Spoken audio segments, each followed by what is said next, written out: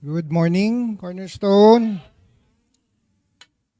Welcome back to our newly started church series. Sa Book of Revelation po tayo. And this is in line with our study theme of being blessed. And contrary po sa mga iniisip ng marami na ang Revelation ay isang nakakatakot na libro, our series po will seek to show us na within the book of Revelation, there are blessings that God wants us to know. Okay, so please let's open our Bibles to the last book, Revelation, and I will read chapter 14. I will just start with verse 1 and then jump to verse 6 up to 13. Okay, so umpisa tayo sa verse 1 ng Revelation 14.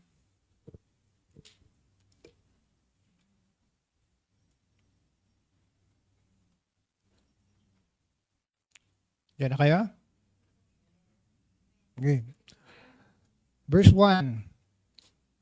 Then I looked, and behold, on Mount Zion stood the Lamb, with him 144,000 who had his name and his father's name written on their foreheads. Then jumping to verse 6, ito po yung message of the three angels. Then I saw another angel flying directly overhead with an eternal gospel to proclaim to those who dwell on earth, to every nation and tribe and language and people.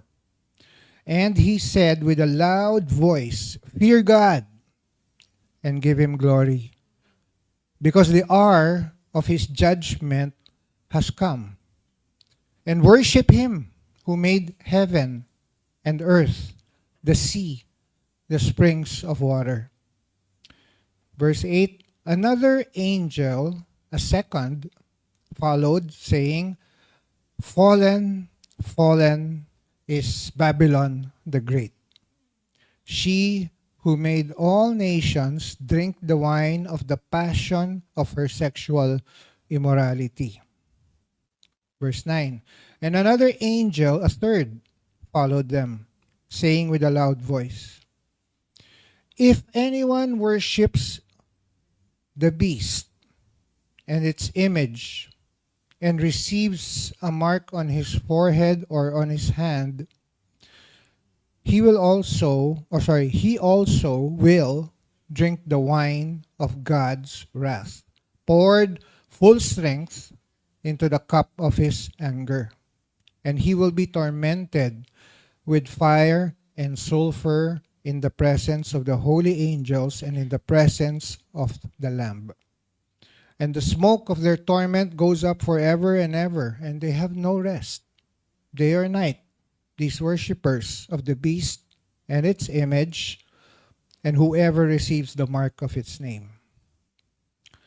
Verse 12, here is a call for the endurance of the saints, those who keep the commandments of God and their faith in Jesus.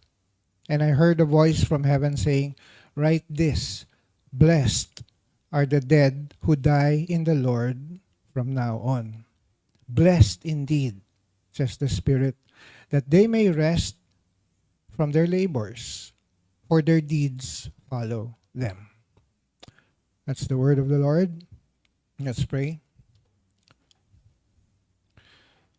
Our dear Lord Jesus, Lord, you reign right now in that same body in which you were crucified, in which you rose, in which you ascended into heaven. And right now, you reign in glory, seated on the Father's right hand, the King of Kings, the Lord of Lords.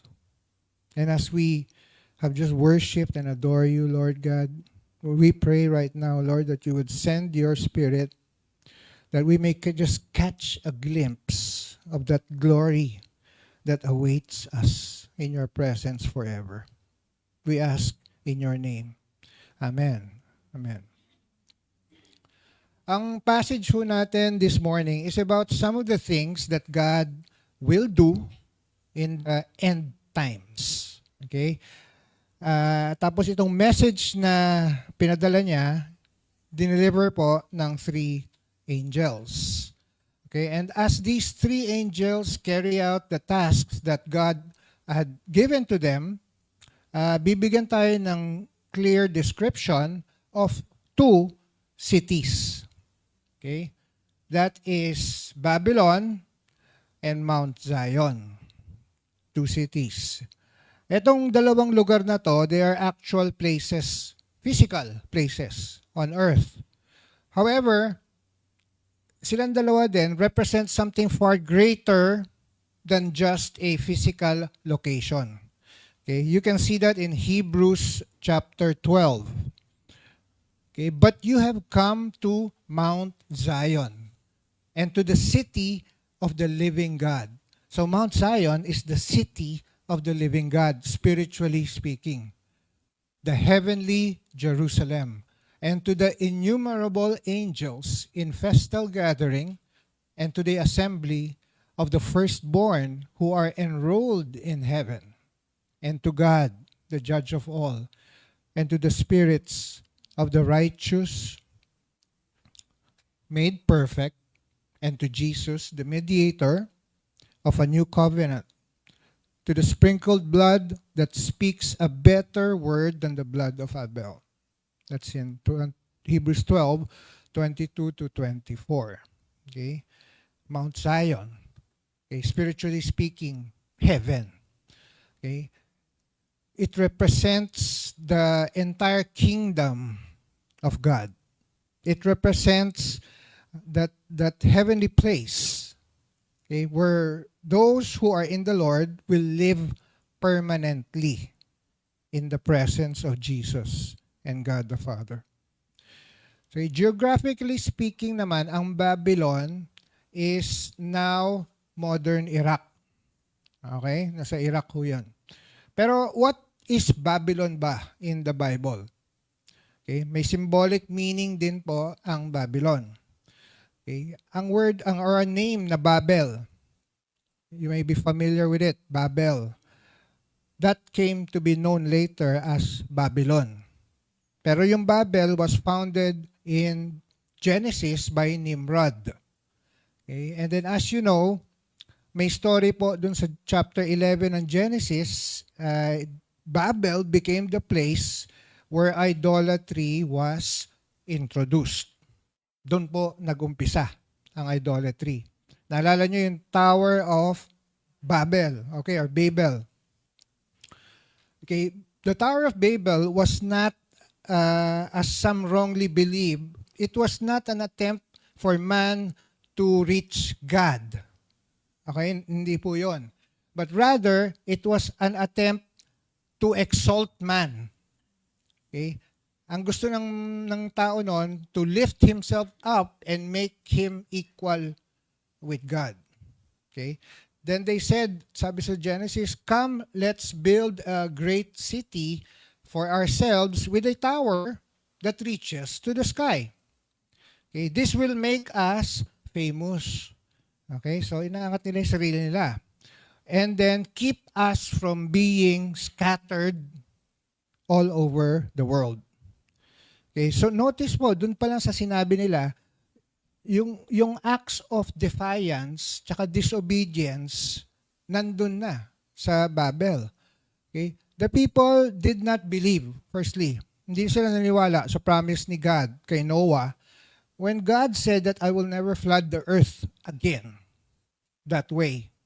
Okay? Kasi po, yung Babel, they made it waterproof.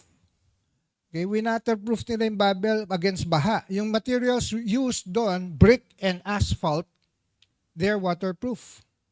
Okay? So, hindi sila naniniwala kay God na hindi na niya i-flood yung earth that way. Okay? And also, yung command ni God to fill the earth, okay, Sabi niya, go out and fill the earth. However, ang ginawa nila, gumawa sila ng tower, okay, nag-assemble sila doon, and then sinabi nga nila, para hindi tayo mas-scatter. Okay? So, disobedience again to God. Okay? Baliktad ng sinabi ni God yung ginawa nila. And so from there, doon ho nag-start yung false religious system na kinakarakterized with idolatry. Penalitan ho yung worship of God with worship of self, worship of man. Okay? So Babylon here represents all that God hates.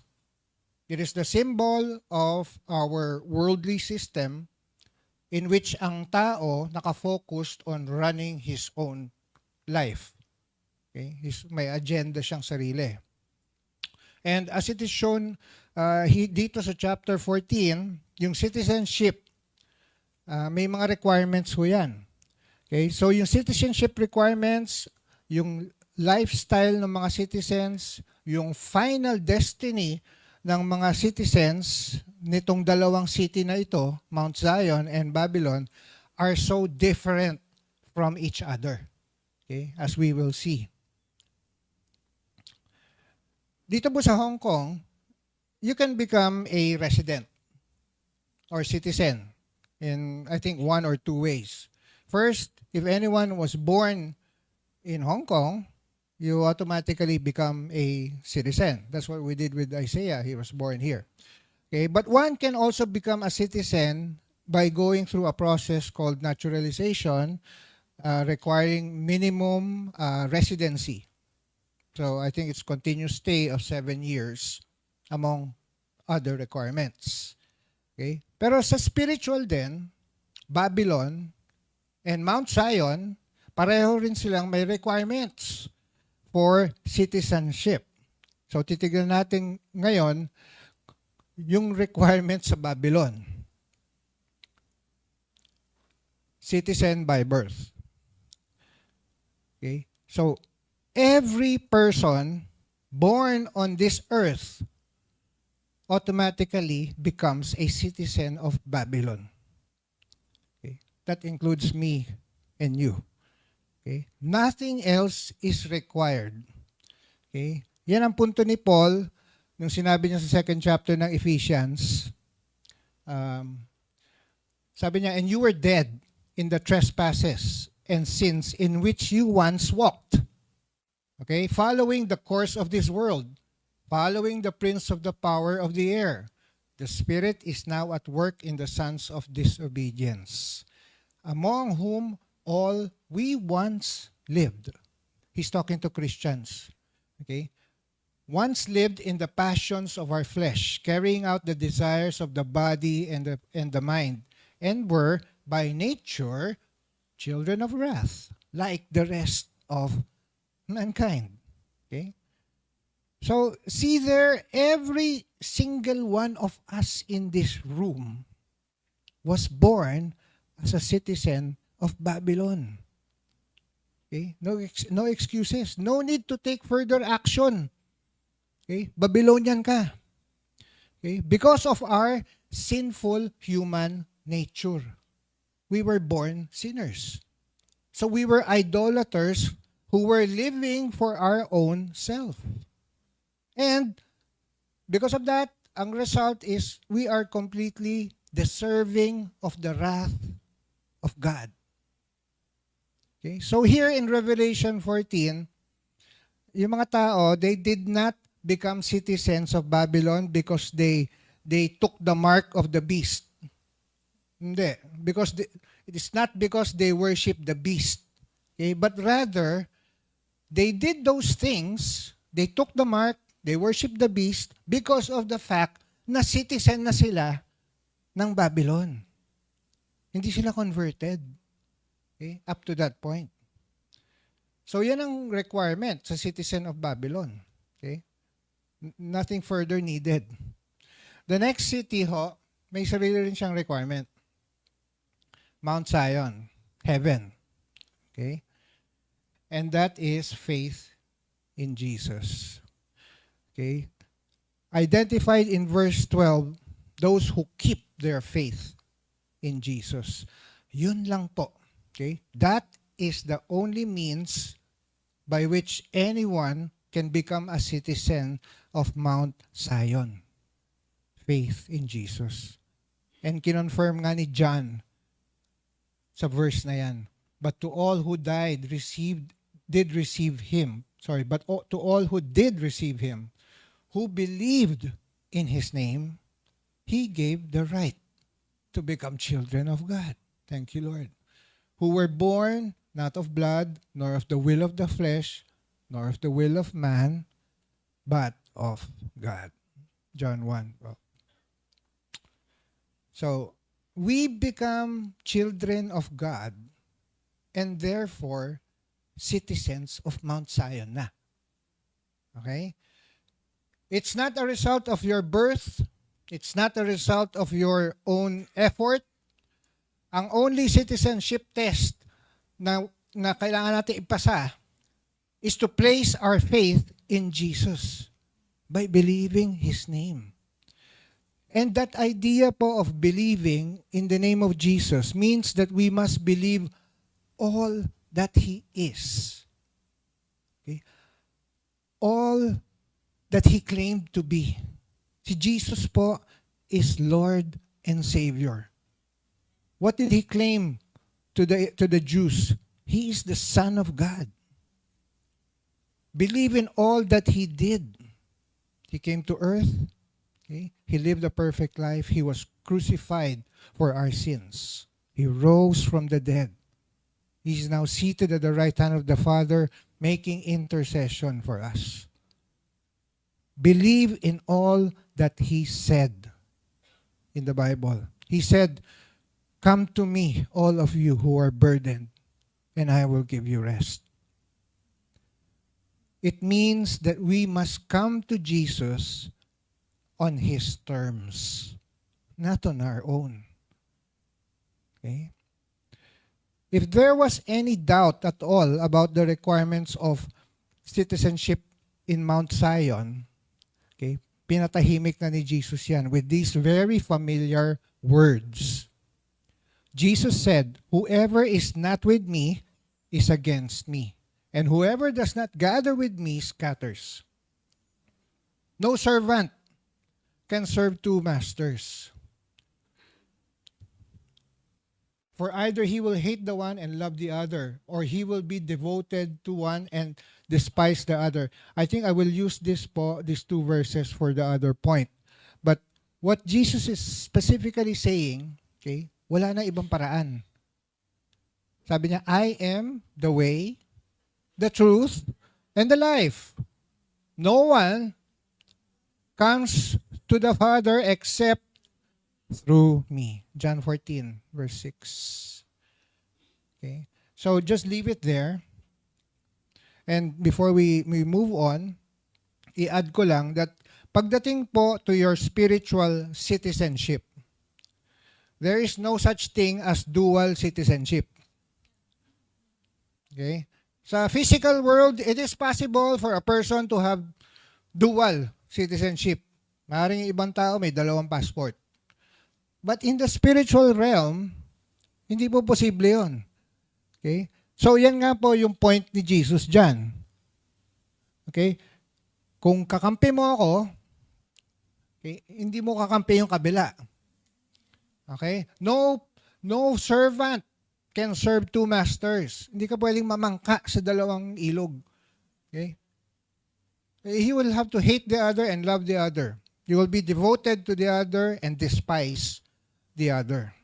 Every person ever born is either now a citizen of Babylon or a citizen of Mount Zion. And that citizenship is determined alone by how each of us has responded to Jesus. Okay? How do you respond to Jesus? If you believe in His name, you follow Him. You trust in His saving power. You have faith in Him. Then you are a citizen of Mount Zion. If not, automatically, citizen ka of Babylon. Okay, our passage po also shows the lifestyles of the citizen of Babylon and Mount Zion. Okay, for Babylon po, yan ang lifestyle. Fear of man. Okay, characterized yan sa mga citizens of Babylon. That is why, dito sa Revelation 14, okay, pagdating po ng tribulation, they will be willing to take the mark of the beast. Okay? Para makapagpatuloy sila sa commerce. They can buy food. They can buy medicine. They can continue to have jobs and benefits. Okay? They join the worship of the beast because they fear what man can do to them. Okay? The fear of man is so great that the people of Babylon actually characterize sila as those who are controlled by their immoral passions. Okay? Yung sexual immorality, part lang yan ng lifestyle ng citizens of Babylon. But the bigger idea dito is yung spiritual immorality. The focus of the citizens of Babylon was on their personal pleasure and finding security in people, their jobs, or in other things. Okay? That's the first characteristics. Yung second po, characteristics is they go along to get along. Go along to get along. Go with the crowd. Okay? Go as the water flows. People whose citizenship is in Babylon will compromise. That's the word.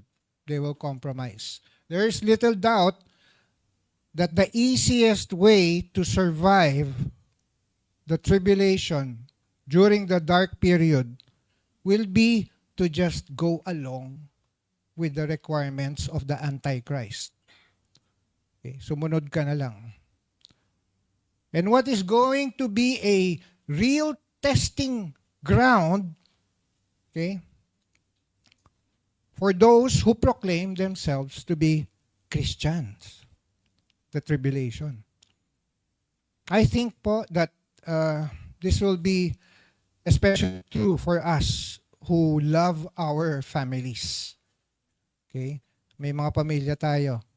Okay? I believe na true followers of Christ are going to be able to persevere.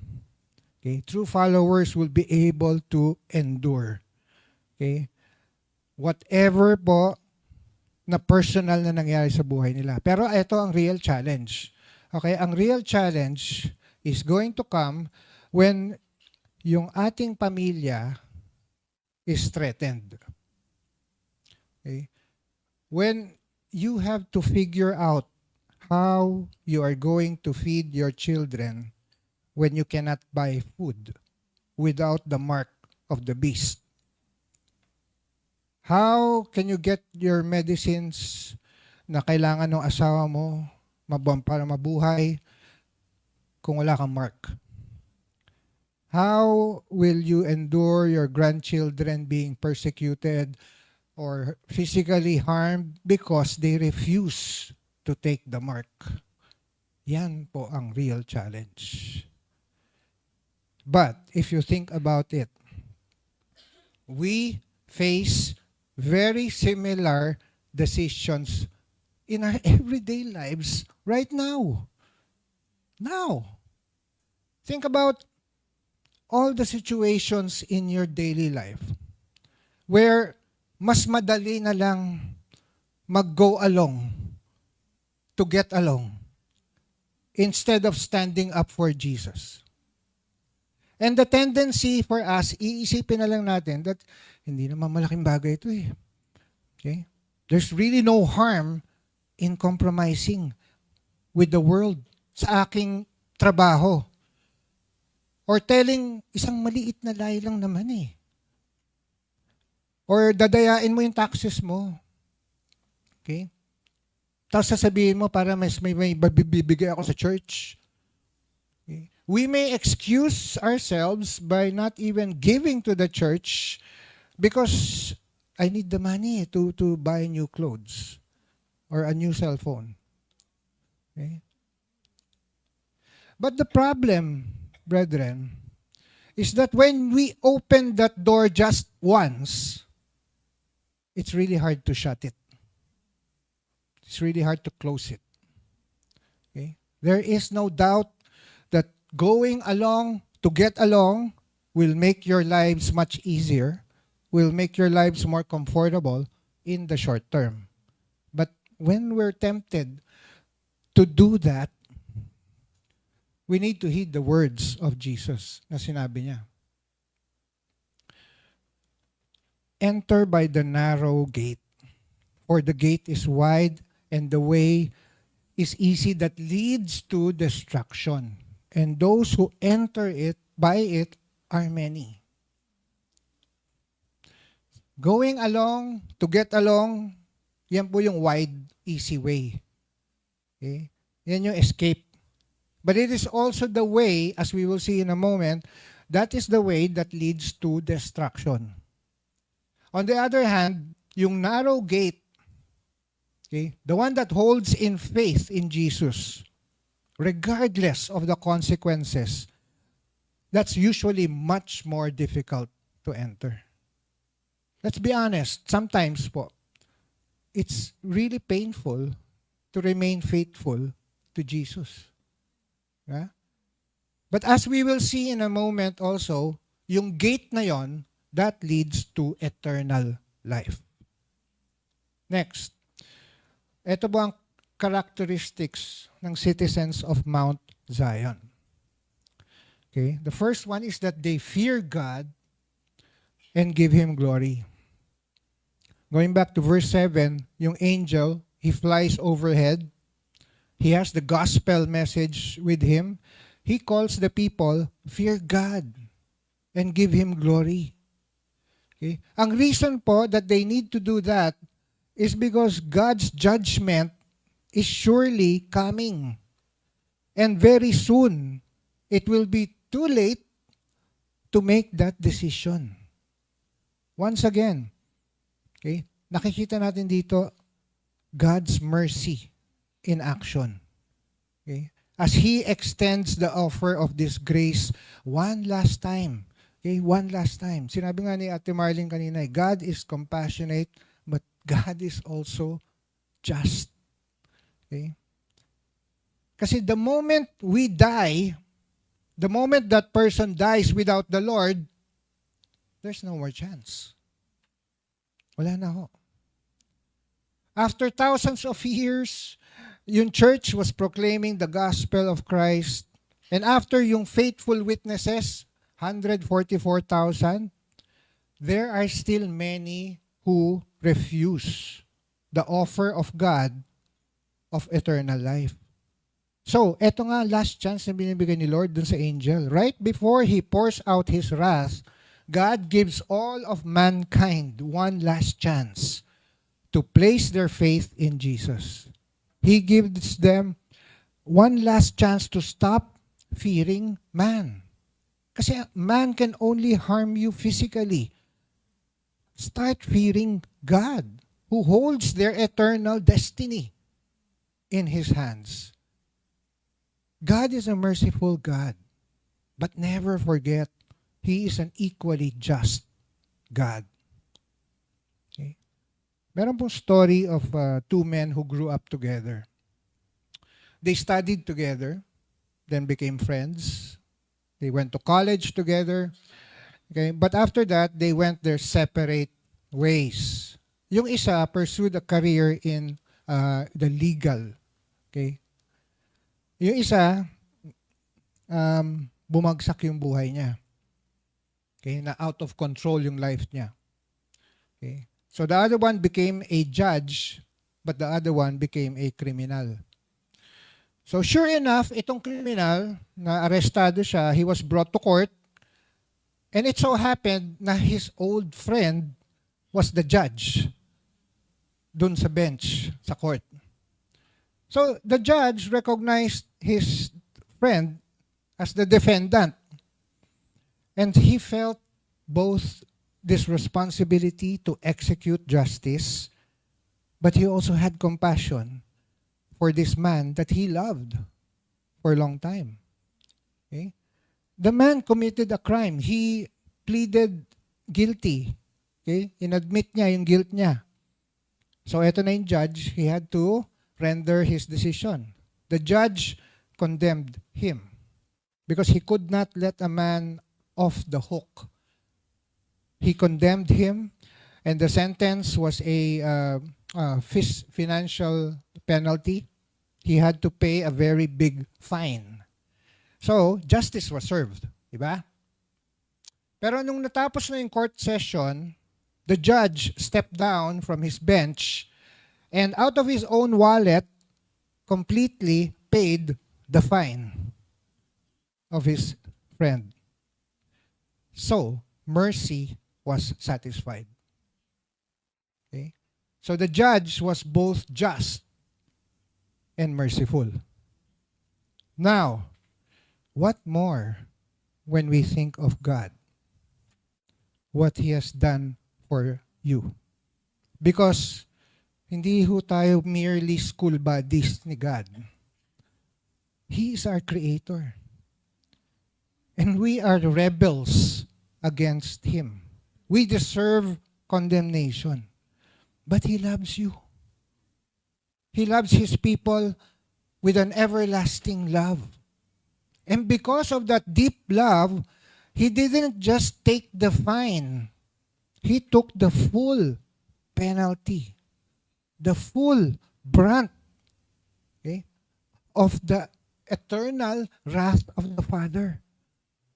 Jesus po on the cross took hell for us. The judge was judged in your place. Sabi nga kanina sa song natin, the darling of heaven, crucified. Our God is a merciful God. But let's forget, He is also a just God. His perfection will bring His perfect justice to those who up to the last moment refuse His offer of forgiveness. Now is a good time to be reminded of the words of Jesus one more time sa Matthew 10:28. And do not fear those who kill the body, but cannot kill the soul. Rather fear Him who can destroy both soul and body in hell. Another characteristics po of the people of Mount Zion is that they live a life of distinctiveness. Okay? May iba. Remember yung preaching po sa blessed are those who are persecuted. Okay? The reason Christ was persecuted is because He was distinct from the world. Naiiba si Kristo sa mundo. And if we are followers of Christ, we will also receive some form of persecution kasi we live distinct lives as well if we are followers of Christ. In verse 12, yung mga citizens of Mount Zion, dinescribe sila as those who keep the commandments of God. Okay? Meron ding similar description po. Okay? Binalikan mo yung Revelations 2 ata yun? 12, 17. Okay? Tama po yan? Pakicheck lang ho yung Bible nyo kung verse 17 talaga. Then the dragon became furious with the woman and went off to make war on the rest of her offspring, on those who, keep the commandments. Okay? Kanino galit yung dragon? Those who keep the commandments of God and hold to the testimony of Jesus. So again, balikan nyo yung Beatitudes ho. Kung naalala nyo, I mentioned that hindi ho sila set of rules for us to live by. Okay? Ang Beatitudes po, hindi ho sila to-do list na kailangan gawin mo lahat yon para makapunta ka sa langit. Okay? Kung hindi po, the Beatitudes are descriptions of someone who already belongs in the kingdom. Nandun na siya eh. Christian siya eh. Kaya ganun siya dapat mamuhay. Ganun din dito po. It's just the same. We do not keep God's commandments so that we can become citizens of Mount Zion. Okay? No. Rather, it is because we are already citizens of Mount Zion. That's why we live a life of distinctiveness. Okay? Christians obey God's commands because citizens na sila eh, ng kingdom. Kasi yun ang expected of a believer. Okay? Don't turn it the other way around. Otherwise, you are working for your salvation. Okay? While it is true that citizens of Babylon, they can also show goodness. Okay? They can follow some of the commands of God. Okay? Hindi naman ho talaga pag sinabing unbeliever, hindi ibig sabihin na demonyo yan. Okay? Mababait ho, maraming mababait na unbelievers. Okay, they can follow the commands of God. But what will be different with citizens of Mount Zion is that we have a lifestyle of continued, consistent obedience. Yun ho ang difference to the commands of God, of Jesus. And because of that continued, consistent obedience, nadidistinguish ka as a citizen of Babylon, from the citizen of Babylon as a citizen of Mount Zion. And then from there, God can use that distinctiveness as we serve as His ambassadors in this world para dalhin yung gospel sa ibang tao. Yun ho yung pag nakita ng mundo na naiiba ka, nakikita sa'yo yung katangian ni Kristo. At pag may nagtanong sa'yo, kung saan mo nakuha to, okay, anong secret mo? Okay, yun po yung cue nyo para i-share yung gospel. Okay? Kasi binago ni Christ yung buhay ko eh. Okay? Remember po, Christianity is just one beggar telling the other beggar where to find bread. Yun lang yun eh. Okay? In other words, God does not call us to work undercover. Hindi ho tayo secret agent. Okay? We are not to blend in with the world around us. Okay? We are not to go along to get along. Instead, we are called to be distinctive, to be different in the way we live our lives, to make it seen na we are citizens of Mount Zion. Next. So, iba rin yung final destination ng citizens of Mount Zion and Babylon. Okay? So, we start with the Babylon. And it's very different. Okay? The citizens of Babylon, they will bring the wrath of God upon themselves. And as a result of their citizenship, okay, and their lifestyle na rin. Okay, it's the wrath of God. Verse 8 and verse 10 ng ating passage, Revelations 14. Kasi for those who choose to drink the wine of immorality, yun ho ang mga Babylonian citizens, they drink the wine of immorality. In other words, they live an immoral lifestyle. Okay? Ang sabi sa verse 10, God will make them drink the wine of His wrath. So, because of that lifestyle you have, ang puot ng Panginoon, malalasahan nyo rin sa final destination nyo. Okay? God's wrath and everlasting torment. Okay? To get an idea of the wrath of God, okay? Makikita natin dito sa statement na ito sa verse 10. It says there, that person, that citizen of Babylon will be tormented with fire and sulfur in the presence of the holy angels and in the presence of the Lamb. Okay? Some people wrongly teach that the wicked, okay, the evil, the bad people, when they die, they will just disappear. They will stop existing. Okay? That's not biblical. Pero in a sense, that would be far better na lang. Mas mabuti na lang na wala na sila sa existence kaysa sa daanan nila itong dadaanan nila na sinasabi ng salita ng Diyos. Okay? They are going to face first everlasting torment. Forever silang magdudusa. Think about that. Forever. And ito ba? It will happen in the presence of the holy angels and in the presence of Jesus himself. That is interesting. Okay? Just meditate on that.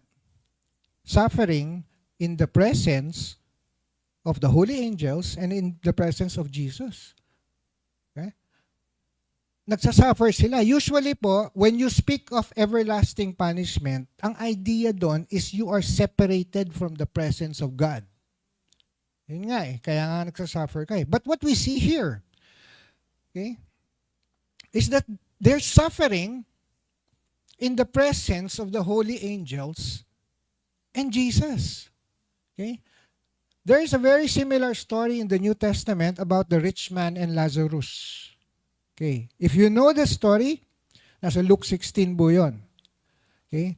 Just like the rich man who died, okay, he went to hell. Okay? So he was in a place of everlasting punishment, but he was aware of heaven. Nandun siya sa impyerno, pero alam niya may heaven. And what makes this punishment even unbearable, okay, unbearable na nga pero ginawa bang mas unbearable, is that they're aware that there is a heaven where God is present, but they cannot get there. May void. Hindi sila pwedeng tumawid. Okay? So, the idea here seems that when the end time comes, the citizens of Babylon will know that Jesus exists. Okay? They may even be able to see Him. We know from Philippians 2 that they will acknowledge Him as Lord. But they will be cut off from any kind of relationship with Jesus. Just imagine, you are in a desert, very hot desert, and you are so thirsty. And you see a rain cloud from above, yet it's not raining. Okay? Ganon, mas grabe pa dun. Okay? Alam mo nga may tubig dun. Yun ang mag-quench ng thirst mo. Pero hindi umuulan. And you multiply that but by eternity. Eternity kang ganun. Okay? Ito, desert lang ang example ko. Imagine nyo, tapat nyo yung daliri nyo sa open flame. Okay? 1 second pa lang, hindi na natin matitiis Hell is a forever torment. Imagine mo yung torment mo for 1 second. You multiply that by eternity. And you see Jesus, but you cannot reach Jesus. Another characteristic, or the final destination pala, is God's grace. It's true po na it's always sad when someone that we have known and loved for a long time has died. Di ba? Si Merlin, nag-share nung nawala yung asawa niya, yung nanay niya. Okay? It's a sad thing to bear in the heart. Kasi they are no longer living with us. Even the most secure, devout believer, they have rare occasions when they think about death. And they fear death. Okay? Kasi po, naka-built-in na sa ating system sa ating human system to avoid thinking and avoid talking about death. Death kasi is not an original part of God's plan for His creation. Okay? Resulta po ito ng fall in the Garden of Eden. Okay? Kaya nalimitado ang buhay ng tao dito sa mundo. Pero if you think of it, it is a grace gift that we die. Okay? Kasi po, kung hindi tayo mamamatay, we would have to live a sinful life in this world for eternity. And that is terrifying. I suppose we fear death because it is something po that we have not experienced before. Okay? We fear the unknown. Okay? We fear losing control. Okay? But yet, according to Revelation 14, okay, and ito po ang ating verse this morning, it says, "Blessed are the dead that die in the Lord." Blessed are the dead that die in the Lord. That is, if a person that we have known and loved for a long time dies believing in the Lord Jesus Christ, you have a reason to celebrate that person's death. Okay?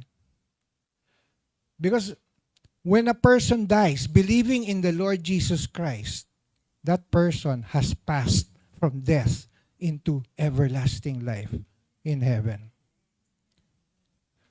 Instead of God's wrath, ang mga citizens po ng Mount Zion will experience the grace of God. Because although we don't deserve it, okay, they actually receive a blessing from God when they die remaining faithful to Him. Okay? And one significant aspect of that blessing is eternal rest. Okay? It may appear po sa tribulation na yung mga citizens of Babylon, they're safe from the tortures of the beast. Tapos yung mga followers ni Christ na to torment. Okay? Pero there is going to be a reversal of roles at the return of Jesus. Okay? While the citizen of Babylon, okay, have no rest day or night, yung mga citizens of Mount Zion, pag dumating si Jesus, will enter into an eternal rest in which we get to cease from our labors here on earth. Okay? Yung process natin ng sanctification, yung process of salvation, it will be complete. Okay? Hindi ka na isa-sanctify sa heaven kasi perfect ka na. Yan ang promise ni God sa atin sa Philippians 1. He who began a good work in you will bring it to completion at the day of Jesus Christ. Okay? You will be perfected. So, the question each of us must answer this morning is, are you a citizen of Babylon or Mount Zion? Have you believed in the name of Jesus and become a citizen of Mount Zion, that city that is characterized by wisdom, faith, love, light, and hope? Or are you still a citizen of Babylon, a citizen full of foolishness, darkness, and despair? That's for you to answer. But this morning po, if you're still a citizen of Babylon, God invites you to change your citizenship and become a citizen of Mount Zion. But this is not made by a snap decision. Okay? You need to hear the gospel of Jesus Christ.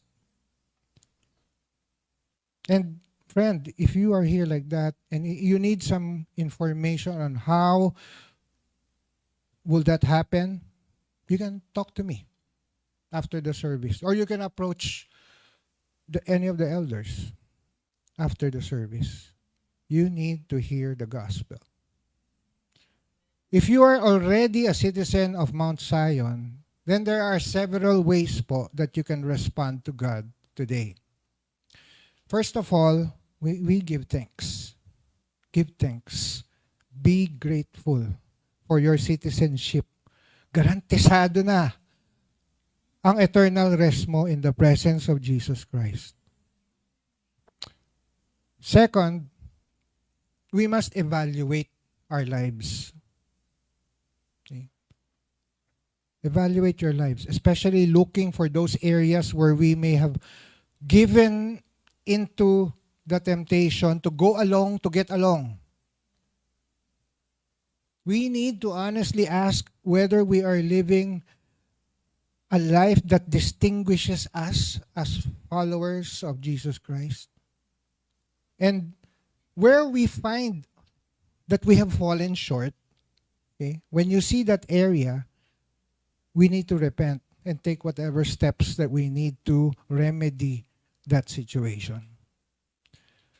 Finally, look forward to the eternal rest that He has promised us.